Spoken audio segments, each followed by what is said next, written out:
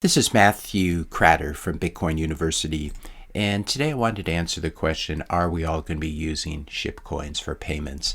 This is inspired by a comment by Chris Muller, 2780, in which he said, people use the worst money for payments, not the best.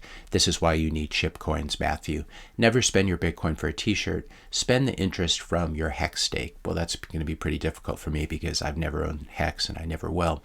Chris goes on to say, that's why Bitcoin won't ever be a payment system for coffee, only big hard assets, because people will always give up their crappier money, which will always be around for disposable things, not their digital gold.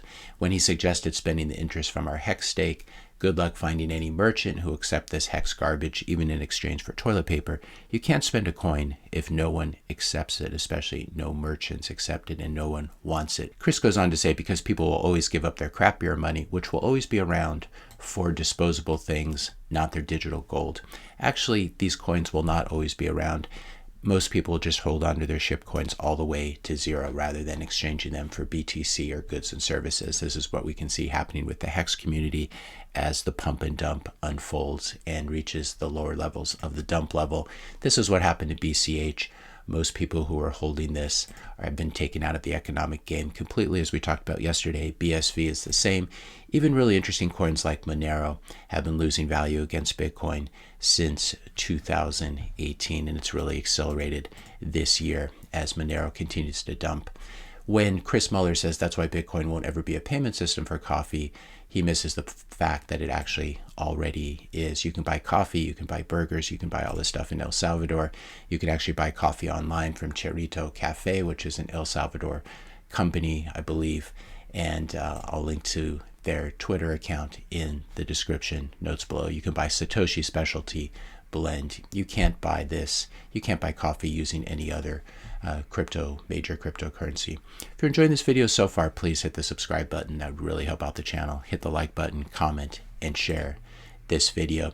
We've already talked about Bitcoin Island in the Philippines, where there are many Bitcoin businesses where you can spend your Bitcoin. Bitcoin Jungle in Costa Rica. Francis has a great post about it here showing how much merchant adoption there is there as well. In the US, you can buy excellent natural wine from Ben Justman. In Colorado, you can buy excellent natural beef from Jason in Colorado as well. I'll link to both of these in the description notes below. I'll also link to BTC map just as a reminder.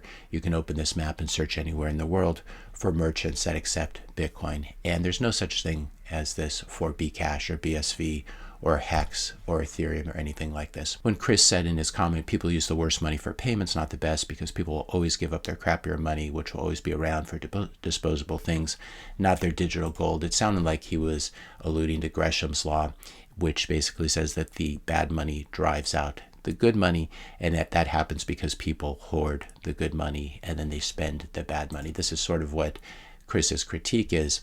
People, and this has been historically true, people hoarded the coins that were made of real silver or gold, and then they spend the coins that are made out of zinc or copper. The good money gets taken out of circulation and saved.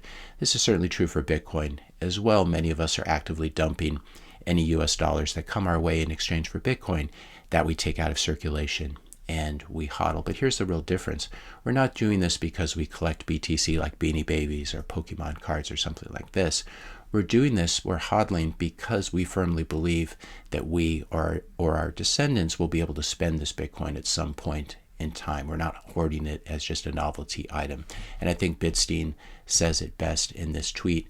Praxeologically, medium of exchange is defined by the intention of acquiring a good for future exchange rather than when it is spent. As such, Bitcoin can already be understood as a widely demanded medium of exchange, and this demand can be expected to continue to grow for numerous reasons. I think that sums it up quite well, and a lot of people don't understand this or think about it that way.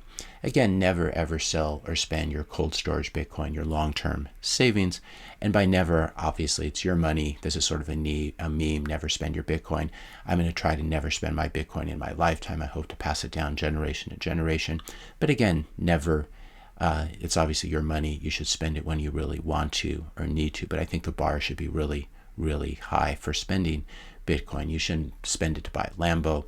That sounds kind of silly. Maybe spending it to save a sick child's life would be more the order of magnitude we're looking for. So never spend your long-term savings, your Bitcoin, but definitely get a Bitcoin hot wallet on your phone like Phoenix or Moon or Blue Wallet or one of these that we've talked about, and buy some Bitcoin separately, maybe $20, $50, $100 worth of Bitcoin, and start spending it at merchants who accept Bitcoin in order to help to jumpstart the Bitcoin circular economy. And if you can, start to try to earn in Bitcoin as well. Offer your goods and services in exchange for Bitcoin, and you might be surprised by how many people accept it. So get yourself a small amount of separate Bitcoin, spend it, and when your hot wallet is empty, your wallet on your phone is empty, buy or earn some more sats, some more Bitcoin. Spend and replace, spend and replace, spend and replace should be the motto. I'll link again to Parker Lewis's great essay, Pay Me in Bitcoin Theory, which talks about how merchant adoption, people wanting to accept Bitcoin, really will help to jumpstart the circular economy. Of course, at some point, someone in the comment section of this video is going to say, well, aren't a lot of people using Tether, USDT over Tron or over Ethereum?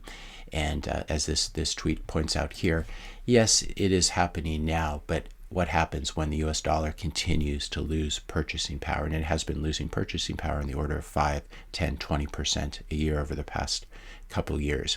These USDC, USDT, these so-called stablecoins, there's really nothing stable about stablecoins. They're backed by melting ice cube, which is fiat money.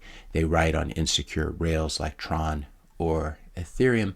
They're centralized solutions, Tether, USDC. They can be taken out by cruise missile, by a CIA assassination, heaven forbid, or by a stroke of a legislative pen in the case of USDC. This is why Bitcoin is my stablecoin. Its price is volatile, but to the upside over time.